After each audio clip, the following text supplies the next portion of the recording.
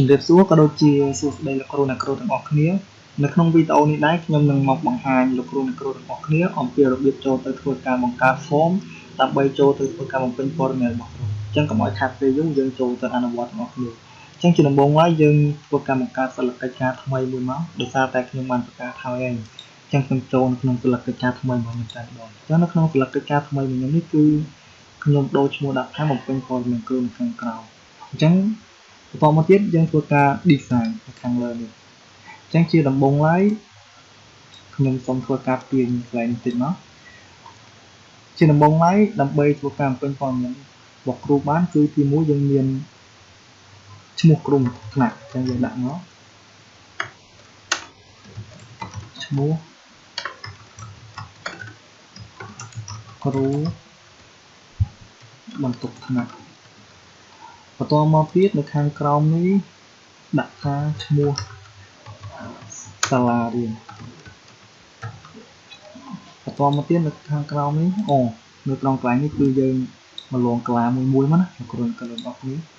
បន្តមកទៀតដាក់ថាលេខកូដសាលាឈ្មោះថ្នាក់រៀនសិនឈ្មោះថ្នាក់រៀនហើយនៅខាងក្រោមនេះយើងដាក់ថាលេខកូដសាលាហើយនៅខាងក្រោមនេះទៀតយើងដាក់ថាឆ្នាំសិក្សាហើយឈ្មោះខេត្តហើយឈ្មោះស្រុកបន្តមកទៀតឈ្មោះឃុំបន្តមកទៀតឈ្មោះភូមិចុងក្រោយគឺលេខទូរស័ព្ទរបស់គ្រូទឹកថ្នាក់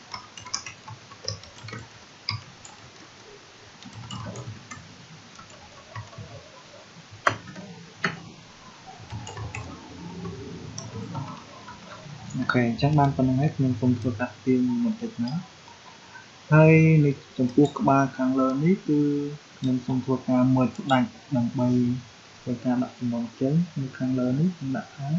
សូមបញ្ចូលព័ត៌មានខាងក្រោម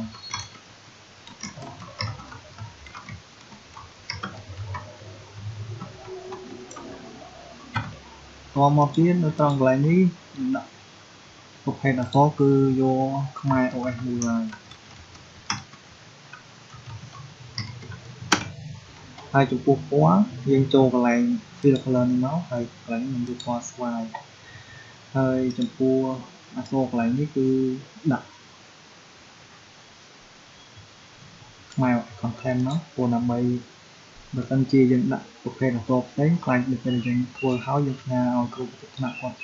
ចូលទៅធ្វើការបំពេញព័ត៌មានរបស់គាត់អីគឺវាអត់ស្គាល់ប្រភេទអក្សរចឹងហើយកុំព្យូទ័រនៅពេលដែលយើងឆ្លងមកគឺវាមានន័យខ្មែរ OS content ហ្នឹងអញ្ចឹងគ្រប់កុំព្យូទ័រណាក៏មានដែរអញ្ចឹងយើងដាក់ខ្មែរ OS content ហ្នឹងដើម្បីនៅពេលយើងផ្ញើទៅយើងការពារកុំព្យូទ័រណាដែលអត់មានប្រភេទអក្សរផ្សេងដូចជាបាត់ដំបងសៀនរាបអីគឺវានឹងស្គាល់ប្រភេទអក្សរហ្នឹងអូខេចឹងបានប៉ុណ្្នឹងហើយខ្ញុំសូមធ្វើការ select ទៅលើក្បាលទូឈរដែលយើងបានប្រួមនេះដែលយើងបានមកលងហ្នឹងយើងចុច control ឲ្យជាប់ហើយយើងចុច mouse ឆ្វេង select ទៅលើជួរដេកដែលអត់មានហ្នឹងមកតមកទៀតយើងធ្វើការទាញវាឡើងលើណាដើម្បីធ្វើការទុកចន្លោះនៅខាងក្រៅនេះហើយនៅត្រង់កន្លែងនេះយើងធ្វើការដាក់ប្រអប់វាជំវិញអញ្ចឹងយើងចុចចូលកន្លែងនេះក៏បានហើយយើងចូលមាត់បបមក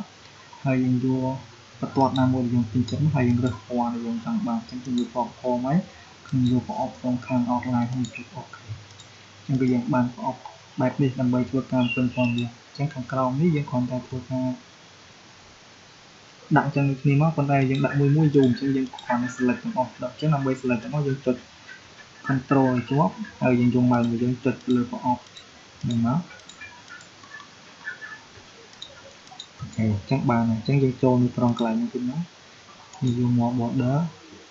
យើងចូលកន្លែង border យើងរើសប្រភេទបន្ទាត់យើងរើសពណ៌តាមមកទៀតយើងយក outline យើងដាក់តែប្រអប់ខាងជុំវិញទេហើយចុចអូខេអញ្ចឹងគឺវាចេញមកបែបនេះ ហើយចំពោះផ្ទៃខាងបើសិនជាលោកគ្រូអ្នកគ្រូទាំងអស់គ្នាស្រឡាញ់ពណ៌អីដាក់ពណ៌ហ្នឹងទៅអញ្ចឹងខ្ញុំសូមធ្វើការ select លើវាមកខ្ញុំចាក់ពណ៌អញ្ចឹងខាងនេះខ្ញុំយកពណ៌ខៀវចុះ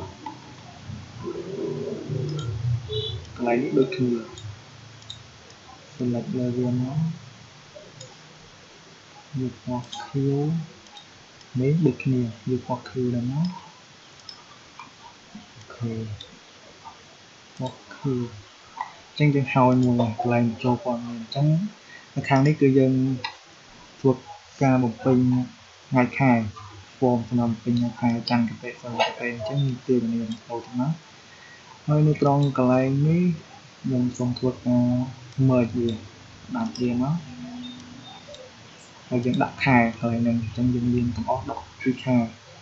យើងមើលពីផ្នែកហ្នឹងមកដាក់ទៀតមកកន្លែងនេះយើងមកលងមួយមកហើយយើងដាក់វាយើងមកលងមួយមកដាក់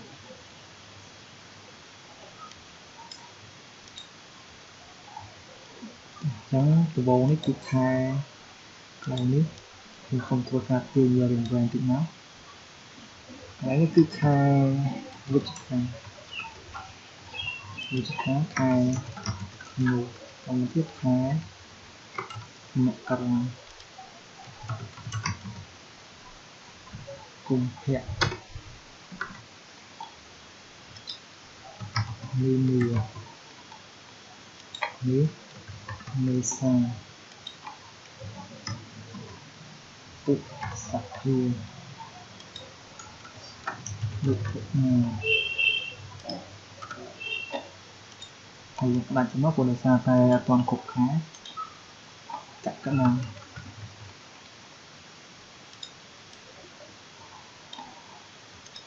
nước sâu hàng chẳng trong miền bộ dấn cứ miền phi trong miền chẳng cứ trần khai xây hà thì chẳng là kháng nước tư về đặt phá trong miếng tìm mùi hay càng cầu mới vừa đặt phá trong miếng tìm ở trong cầu này cứ đồng mạch nào ok trong ban phân thấy cứ dần cho tay vừa cả đồ tụm phun mà con ngọc lì select lên nó còn một biết cái này nếu dần vô không ai ở content đây ok chẳng ban một phân nâng thái một trong cái này mình xong rồi cả đặt về được kia đặt trái giờ đặt thá bên chỗ ta phải chạy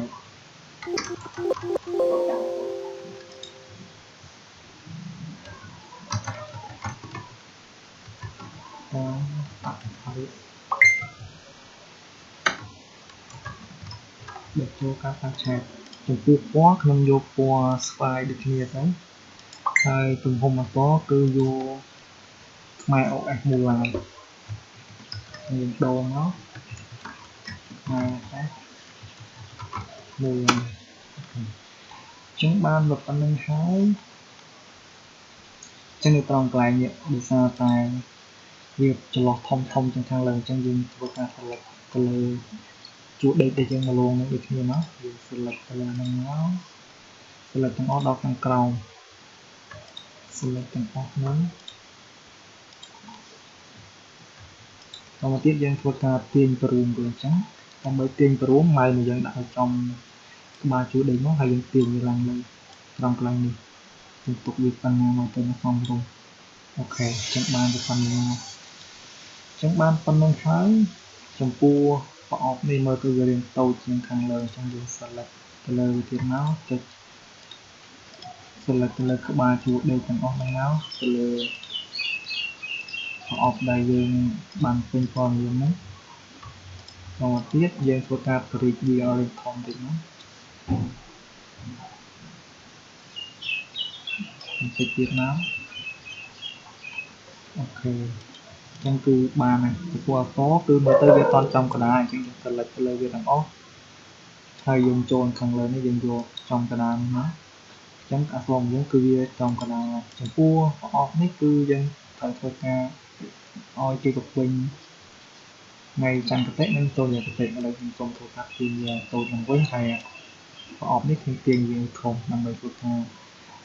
ឲ្យគ្រូបន្ទប់ថ្នាក់គាត់ទៅវិញអញ្ចឹងកន្លែងនេះខ្ញុំដាក់ថាថ្ងៃច័ន្ទគតិខាងក្រោមនេះដាក់ថាចូលយកគតិ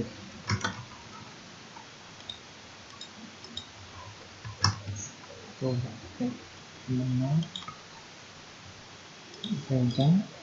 យើង copy តែម្ដងទៅព្រោះដោយសារតែបើយើងសរសេរគឺវាយូរអញ្ចឹងយើង copy ចូលទាំងអស់ទៅ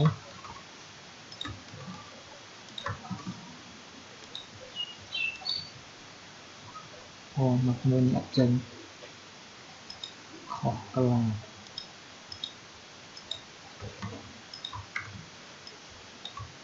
យើង copy មកហើយយើងផ្លាស់វាចូលទាំងដងទៅ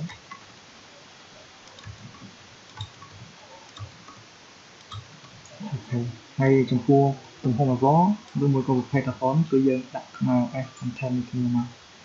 select លើវាទាំងអស់មកយើងចូលនៅត្រង់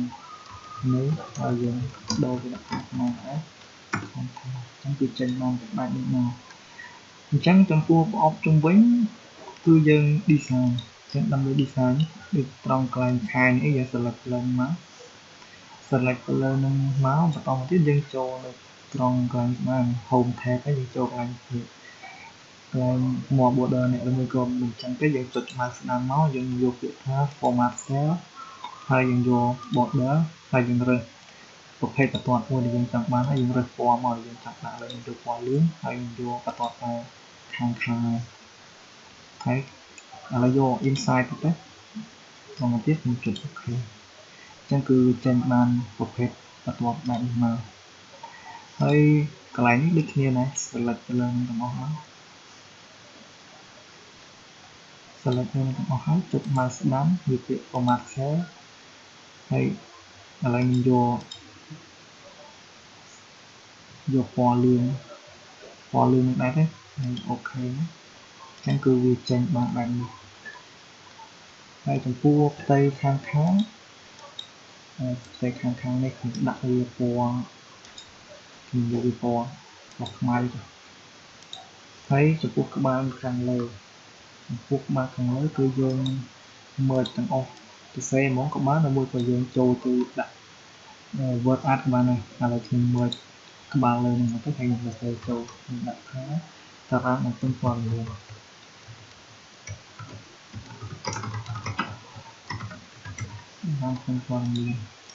ហើយយកវាចំកណ្ដាលមកទំហំអក្សរយកលំធំទៅឥឡូវដូរលទ្ធផលទៅយកមក MUI ដែរមកដែរមូលទំហំណា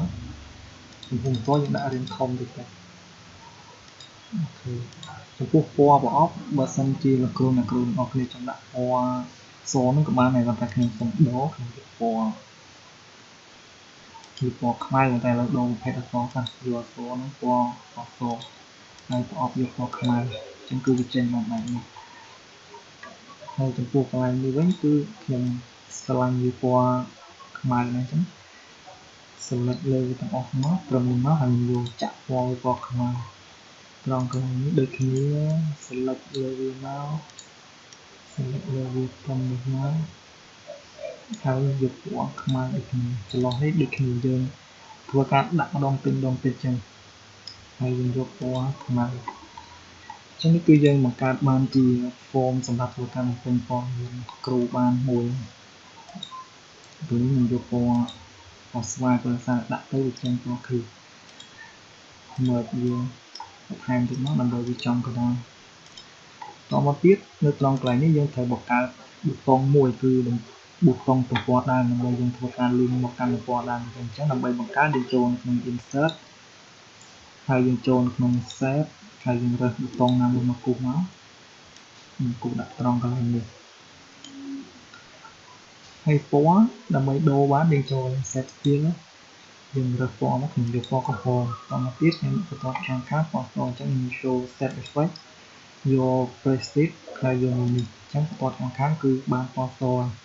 ចំពោះប្រភេទអក្សរខ្ញុំយកខ្មែរ MUI ទៅអញ្ចឹងចូលហូមមកយើងដូរវាឲ្យហ្នឹងតែMUI ហើយចំពោះទំហំយកលេងធំទៅ14ហើយនេះទៅចូលមកទុំពីពណ៌បានហើយយើងសេរីវាទៅដាក់វានៅចំកណ្ដាលដោយសារប្រអប់លេងធំទាំងសូមព្រុំនឹងចូលទៀតអូខេអញ្ចឹងដើម្បីលឿនមកចូលកាន់ទំព័រដើមខាងក្រោមនេះបានដើម្បីឲ្យយើងចុចកន្លែងទំព័រដើមទៅវាចូលមកកាន់ផ្ទាំងដើមនេះគឺយើងត្រូវចុច click mouse ស្ដាំលើវាហើយយើងយកពាក្យថា link អញ្ចឹងពេលដែលចុចលើពាក្យថា link ហើយយើងចូលទី2នេះយកទី2នេះដាក់ថា place in the document ចុចលើនោះមកហើយយើងចុចកន្លែងទំព័រដើមនេះយើងដាក់ក្នុងទំព័រដើមចុចលើនេះហើយយើងចុច OK អញ្ចឹងនៅពេលដែលយើងចុចទៅលើទំព័រដើមហ្នឹងគឺវានឹងលីងមកកាន់ទំព័រដើមហ្នឹងអញ្ចឹងនៅពេលដែលលីងកាន់ទំព័រដើមហើយយើងមិនមកកើតកន្លែងបំពេញព័ត៌មានគ្រូផងហើយកន្លែងនេះអញ្ចឹងយើងចង់ឲ្យចុចកន្លែងបំពេញព័ត៌មានគ្រូទៅវាលីងចូលកន្លែងដែលយើងបានមកកើតមិញហ្នឹងអញ្ចឹងដើម្បីលីងចូលបានដូចគ្នាដែលយើងចុចមកស្ដាំទៅលើកន្លែងបំពេញព័ត៌មានគ្រូទៅយើងយកពាក្យថា link ហើយយើងចូលកន្លែង place in this document នេះដូចគ្នាទី2នេះហើយយើងចុចទៅលើបំពេញព័ត៌មានគ្រូហើយចុច OK ទៅអូខេតែហ្នឹងគឺបានហើយអញ្ចឹងនៅពេលដែលខ្ញុំចុចទៅលើហ្នឹងគឺវានឹង link ចូលមកកាន់តារាងបំពេញព័ត៌មានរបស់គ្រូហើយយើងចង់មកទំព័រដើមវិញយើងចុចលើទំព័រដើមទៅអូខេអញ្ចឹងប៉ុណ្ណឹងគឺយើងអាចធ្វើការបង្កើតបានអញ្ចឹងមួយទៀតយើងត្រូវធ្វើការចាក់សោវាបើមិនជាយើងអត់ធ្វើការចាក់សោវាទេនៅពេលដែលគឺចូលទៅបំពេញព័ត៌មានគឺចង់កែប្រែអីគឺកែប្រែបានទាំងអស់អញ្ចឹងដើម្បីធ្វើការចាក់សោវាគឺដំបូងឡើយគឺយើងចុចកន្លែងកែងលើចុច select all ហើយយើងចុច mouse ស្ដាំយើងយកពាក្យថា format cell បន្តមកទៀតយើងចូលខាងចុងទៅនេះដាក់ថា protection ចុចលើនោះហើយយើងគ្រឹះកន្លែង lock នេះហើយនឹង hide ដល់ហើយយើងចុច OK ប៉ុន្តែនៅពេលដែលយើងចាក់សោអស់ចឹងទៅនៅពេលដែលយើងចូលទៅធ្វើការ protect sheet គឺគេអាចធ្វើការកែបានអញ្ចឹងយើងត្រូវធ្វើមកទៀតអញ្ចឹងយើងត្រូវ select ទៅលើកន្លែងនេះកន្លែងដែលយើងត្រូវឲ្យពេញព័ត៌មាននេះយើងចុច control ចុះហើយយើង select ទៅលើប្រអប់ដែលត្រូវពេញព័ត៌មាននឹងទាំងអស់ទៅមកមកទៀតយើងចុច mouse ស្ដាំយើងយកពាក្យ format cell ទៅដែរយើងចូលកន្លែង protection នេះយើងដក lock នឹងហើយចឹងហើយយើងចុច OK កន្លែងនេះដូចគ្នាយើងចុច select ទាំងអស់មក select មកដើម្បីយើងធ្វើការដក lock ចេញ select ទៀត select តអស់មកអូខេអញ្ចឹងតមកទៀតយើងចុច mouse ស្ដាំយើងយកពាក្យថា format cell ទៅដែរយើងចូលកន្លែង protection ហើយយើងដក lock នឹងហើយអញ្ចឹងហើយយើងចុច OK អញ្ចឹងប៉ុណ្្នឹងគឺបានហើយប៉ុន្តែត្រង់កន្លែងនេះខ្ញុំធ្វើការបង្កើតថ្ងៃចូលនិងថ្ងៃបញ្ចប់មកទៀតអញ្ចឹងយើងដាក់មកយើងសរសេរមកថ្ងៃចូលរៀនភាសាតែអក្សរយើងពណ៌ខ្មៅដែរអញ្ចឹងយើងដូរផងដាក់ពណ៌តមកហើយខាងក្រោមដូចគ្នាថ្ងៃបញ្ចប់ហើយវាពណ៌ស្គាល់មកហើយដាក់ខ្មែរ as content មកកន្លែងនេះហើយយើងដាក់ប្រអប់ជុំវិញនឹងយើងយកពណ៌ជ្រើសរើសបន្ទាន់ហើយយើងយកពណ៌មកយកពណ៌ក្រហមទៅកន្លែងនេះហើយយក outline ហើយចុច OK អញ្ចឹងគឺវាចេញបានបែបនេះអូចំកណ្ដាលនេះចេញអញ្ចឹងយើងដាក់ម្ដងទៀតវាស្អាតតែបានយក inside ហ្នឹងចុចមកហើយយើងគាត់មកចុច inside មកហើយ OK មកគឺវាចេញហើយចំពោះកន្លែងនេះដើម្បីគេពេញព័ត៌មានបានក៏ឲ្យយើងដាក់ពណ៌សទៅយើងដូរទៅនេះដាក់ពណ៌សហើយនេះយើងដាក់ពណ៌សមកហើយយើងដាក់ពណ៌អប់ក្នុងហ្នឹងចុចចូលកន្លែងនេះមកហើយយើងយកពណ៌ក្រហមមកហើយយក outline ហើយយើងចុច OK អញ្ចឹងគឺបានអូនៅបន្ទាត់ចំកណ្ដាលមួយទៀតអញ្ចឹងយើងយកនេះបន្ទាត់នេះមកអូខេ អញ្ចឹងកន្លែងនេះគឺយើងអត់ចង់ឲ្យគេសំដៅកន្លែងនេះគឺយើងចង់ឲ្យគេពេញព័ត៌មានអញ្ចឹងយើង select វាលេខចុចមកស្ដាំយើងយកពាក្យ format cell ហើយយើងចូល protection យើងដោះ lock ចេញដូចនេះហើយយើងចុច OK អូខេចឹងបានអញ្ចឹងដើម្បីកុំឲ្យគេធ្វើការចូលទៅកែប្រែព័ត៌មាននេះដែលយើងមិនចង់ទៅកែបានយើងចូលនៅក្នុង review ហើយយើងយក protection ហើយយើងចុចលើពាក្យថា OK អញ្ចឹងនៅត្រង់កន្លែងឈ្មោះក្រុមទុកថ្នាក់ឈ្មោះសាលារៀនអីហ្នឹងគឺគេអាចធ្វើការកែប្រែបានទេគេអាចធ្វើការចូលទៅពេញព័ត៌មានបានតែកន្លែងដែលយើងចង់ឲ្យចូលពេញព័ត៌មានតែគឺប្រអប់នេះអញ្ចឹងនៅពេលដែលគេចូលទៅពេញព័ត៌មានគេអាចពេញបានខាងក្នុងដែរកន្លែងផ្សេងគឺអាចប៉ះពាល់បានទៅព្រោះថាយើងធ្វើការចាក់សោហើយនៃប្រទេសទៀតហើយអញ្ចឹងវីដេអូនេះគឺមានតែប៉ុណ្្នេះសម្រាប់មេរៀនទី2សង្ឃឹមថាលោកគ្រូអ្នកគ្រូទាំងអស់គ្នាយកទៅអនុវត្តតាមបានហើយសូមជួយចុច Subscribe នៅ Channel YouTube របស់ខ្ញុំម្នាក់មួយផងដើម្បីទទួលបាននូវវីដេអូមេរៀនទី3ជាបន្តទៀតអំពីការចូលទៅបង្កើតបញ្ជីប្រវត្តិរូបសាស្ត្រសូមអរគុណសូមជម្រាបលា